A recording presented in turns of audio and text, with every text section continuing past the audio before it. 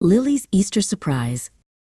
Every spring, a special time called Easter arrives.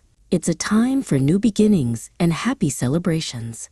In a cozy little house, a girl named Lily loved Easter most of all. One of the best parts of Easter was decorating eggs. Lily would take plain eggs and turn them into colorful treasures. She painted them with stripes, dots, and even tiny flowers. But the most exciting part of Easter was the Easter Bunny. Her mom told her that a magical rabbit would visit on the night before Easter Sunday.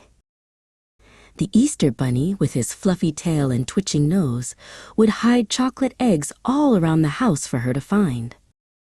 On Easter morning, Lily woke up with a jump. "He's been here," she whispered to her cat, who was purring at the end of her bed. She grabbed a small basket and started her search.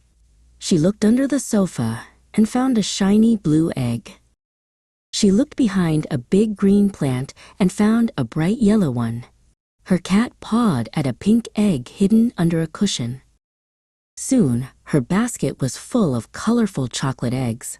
She had found them all. Lily shared her chocolate treasures with her mom and dad. "Happy Easter," they all said, munching on the sweet treats.